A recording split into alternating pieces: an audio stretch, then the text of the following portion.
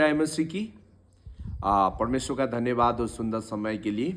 आइए हम भजन संहिता 142 साम्स 142 उसका एक और दो पद पढ़ें।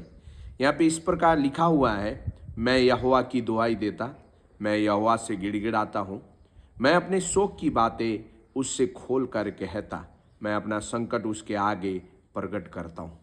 मेरे प्रियो, भजन संहिता 142 दाऊद के द्वारा लिखी गई भजन संहिता है।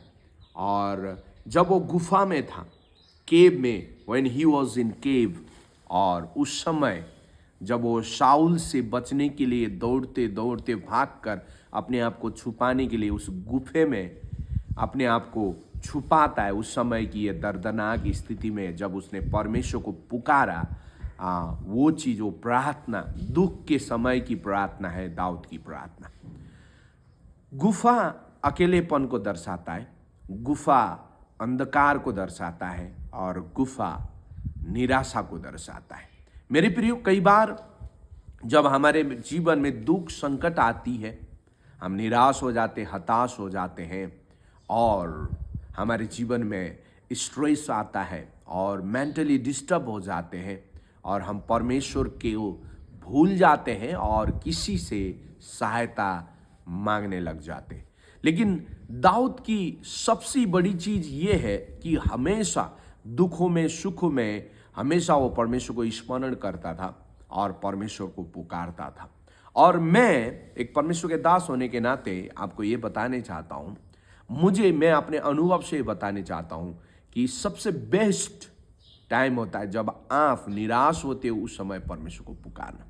जब आप दुखी होते हो, उस समय आप परमेश्वर को पुकारना, that is the best time कि परमेश्वर को उपस्थिति में बैठकर परमेश्वर की आवाज सुने। और विशेष करके भजन संहिता 142 का एक और दो पद में इस चीज को दर्शाता है कि दाऊद के बहुत सारे गुण थे, उसमें से एक ट्रूथफुलनेस, सच्चा एक व्यक्ति, या उसको एक जेन्यूननेस या एक सच्चा व्यक्ति के रूप में वहां प्रकट किया गया है। उसने अपनी दुखों को, तकलीफों को उसने छुपाया नहीं, उसने एक ढोंग नहीं किया, प्रिटेंड नहीं किया एक आत्मिक व्यक्ति के रूप में, लेकिन वो अपनी दुखों को उसने परमेश्वर के सामने जस का तस क्या किया, साबित किया, रखा और परमेश्वर के सामने गिड़गिड़ाया। कई बार हम जब दुख में पड़ते हैं, संकटों में पड़ते हैं, तो हम प्रिटेंड करते हैं, हम ठीक है, हम अच्छे हैं, लेकिन आप अंदर से अच्छे नहीं होते हो, अंदर से आप टूटे हुए होते हो। परमेश्वर चाहता है आप सच्चाई के साथ परमेश्वर के सामने आए। जिस परिस्थिति में आप हैं, दुख में है तो दुखों को लेकर परमेश्वर के सामने आए, निराशा में है तो उस निराशा को लेकर परमेश्वर के सामने आए। परमेश्वर आपके हृदय में सच्चाई चाहता है, आपकी परिस्थिति की सच्चाई को लेकर परमेश्वर के पास आए। और सचमुच में, और ये अवस्था ऐसा अवस्था था, दाऊद का राज्य अभिषेक हो चुका था, राजा होने के लिए अभिषेक किया गया था। उसके बाद साउल ने उसका पीछा किया और उसको परेशान किया और उसको जान से मारने के लिए उसको पीछा किया। फिर भी परमेश्वर का वायदा दाऊद के ऊपर बना रहा, परमेश्वर का हाथ दाऊद के ऊपर बना रहा, और हर एक संकटों में परमेश्वर ने उसे संभाला।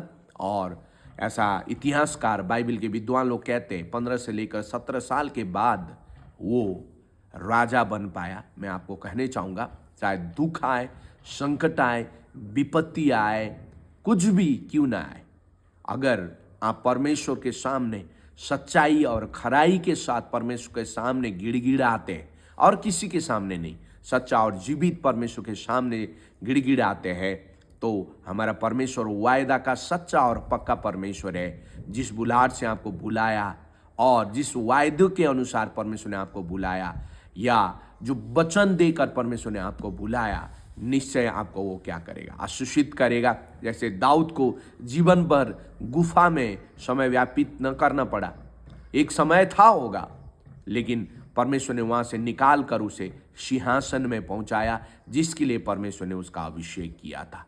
वैसे ही परमेश्वर आपके जीवन में भी आशीषित करने वाला परमेश्वर है।